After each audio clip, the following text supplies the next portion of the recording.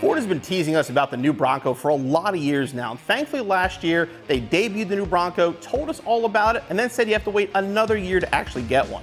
So fast forward to 2021, and a few dealers have gotten their Broncos, but for the most part, everybody is still waiting because of supplier issues at Ford. Now luckily, Bob Ruth Ford down in Dillsburg, Pennsylvania got one of their Broncos in and was nice enough to bring it up today and let us check it out. So is the Bronco all hype? Is it actually worth the wait? Well, let's take a look at it, check it out, and find out.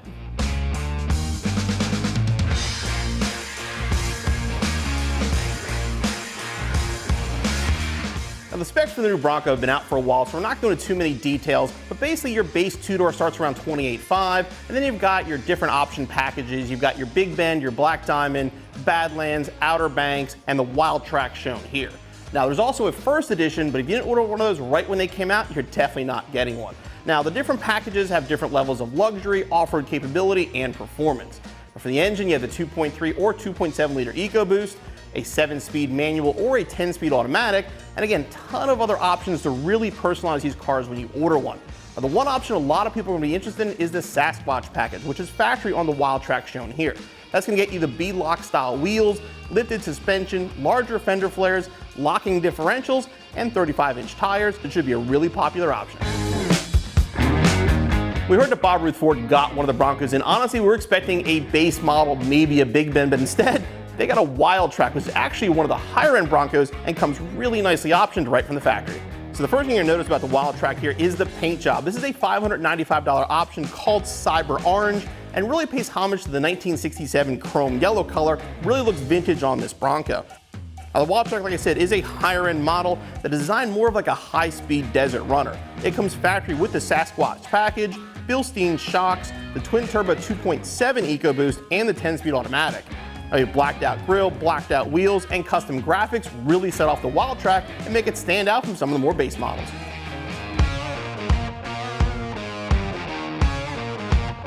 Now we all know Ford designed the Bronco to compete with the Jeep Wrangler. Now to be fair, the Wild Track Bronco shown here would be better competitor for the Mojave, but overall the Bronco and Wrangler are going to be direct competitors. Now Jeep hasn't had a competitor in a very, very long time, and obviously they know the Bronco was coming. It was no coincidence the 392 Rubicon came out right when Broncos were starting to hit the dealer showrooms. Now, again, we're not going to go head-to-head and do a serious comparison right now because we have one already in our CJ Off-Road channel. So head over there and check it out. It's actually a Jeep owner's perspective of the Bronco versus the Jeep. But for now, we're taking a closer look at the Bronco. So just like the Jeep, on the Bronco, both the roof and the doors are removable. And you can tell when Ford designed this Bronco, they looked at the Jeep and they kind of picked up a few things and made some changes. One of them is going to be in the door itself. Now the doors are frameless. So when you put the window down, it makes the door much, much smaller, making you actually able to store it in the back of the Bronco. Also with the mirrors are attached to the body, not the door. So when you take your doors off, it makes it still legal because you have the mirrors on the car. And again, like I said, these doors are designed to be stowed in the back, and bags are actually included for that. Now the Jeep owners, they have a frame around the glass, which makes it easier to hang up in your garage, but you can't take them with you. And again, just like the Jeep, the Bronco comes with a toolkit. It's going to provide everything necessary to take both the roof and doors off your vehicle. Now, removing the door in the Bronco is going to be pretty easy. You have two 13mm bolts, a plug, and then when you have the bolts removed, there's actually a handle built into the door panel to make it easier to lift it up and out of the way.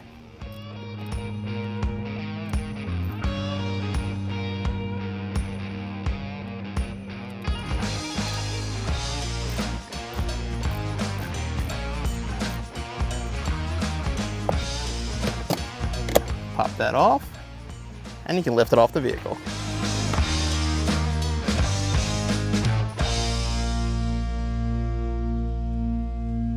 I'm going to show you how to take down the soft top. There's basically a bunch of clips, some channels, and some Velcro that holds it in. First thing you do is start here in the back and fold up these corners.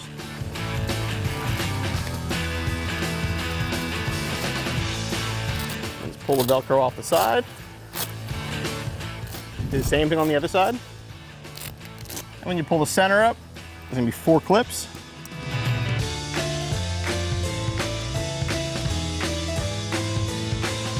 Next, pull the side window away from the rear window. Pop the bottom out, and this just slides in up here. Pull down. Do the same thing on the other side. And the rear window is in a channel. Simply slide it out.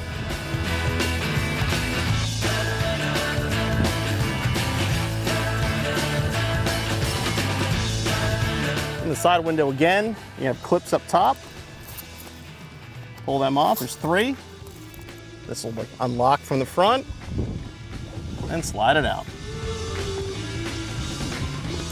And just pull this back down. Now we get the latches inside. Now we'll start with the 2 latches in the front. Simply pull straight down.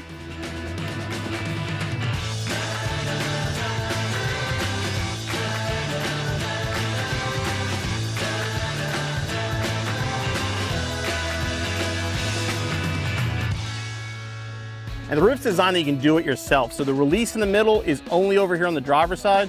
Pull down and then lift it up, slide it back.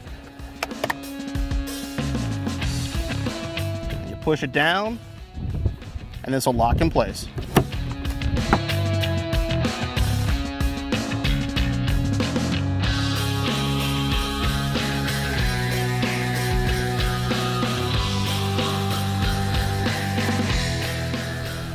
And so ever since I saw the first one, I've been interested in driving one of these. I mean, I've driven plenty of the Jeeps we've had here over the years, and I like them, but I've never been a big fan.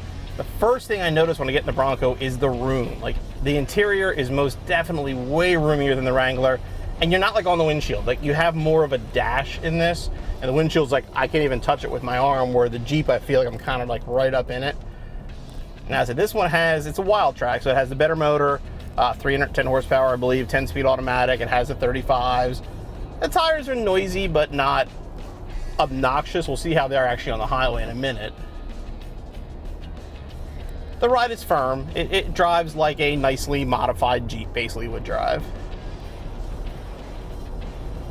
Now, this one obviously is a soft top, so you get a little more road noise with the soft top. But overall, it feels solid. I mean, like I said, the steering's responsive. We know the 2.7's got good power. We've driven the F-150s with the 2.7s before, and those drive great. Now, this one is a set of wild track, and this one's pretty loaded. We gotta talk to the interior about this thing. I mean, the interior is amazing. Massive touchscreen in the dash, another big screen in the cluster. I mean, this is gotta be at least a 14-inch screen over there. And you got your radio, your navigation, everything's visible. And one of the cool things too with the navigation on these, they actually have off-road maps. There's over 1,000 off-road maps in the navigation. So when you get off the main road and you go out exploring in your Bronco, you actually will have some maps available to you, which is nice. Like we're used to with the 10-speed and the 2.7, acceleration is surprisingly quick. Now, like I said, the soft top road noise, if you've ever driven a Jeep with a soft top, this drives just like that does. But now, even with the Sasquatch and 35s, it drives great on the road. I mean, it's comfortable. The tires, you hear them, but they're not like obnoxiously loud. Now, I'm sure if you get the non-Sasquatch, you've got more of a road-going tire, and that'll be even quieter. Add the hardtop, and I'm sure it'll be just like the new F-150s and stuff inside, where it's very, very almost luxury car quiet inside. But now, seats are comfortable. They're not terribly supportive. I mean, if you're going off-road, you're going to definitely move around a little bit, but one of the nice designs about it, there's grab handles here, there's some in the center. Like, they definitely thought about all that stuff and made sure that you were capable if you were going that way. Visibility is good for the most part. The back between the headrest and the spare tire and the third brake light kind of sits above it. You don't see too much out the back window, but side mirrors are nice. They're definitely plenty large. You can see where you're going. And then you also have a front camera, so if you're out on a trail, you can turn the front camera on and see like what's right in front of you too. But definitely a cool vehicle. I said from the minute I saw one, I was definitely intrigued by the Bronco. Yeah, it's definitely something I can see myself driving every day. This is definitely a cool truck. So I'm not gonna lie, this is one of the best days at work I've had in a while. Getting to check out the brand new Bronco was absolutely awesome. Huge thanks again to Bob Ruth Ford down in Dillsburg for letting us borrow it for the day. And is it worth it? Is it worth the hype? Is it worth the wait? In my opinion, absolutely.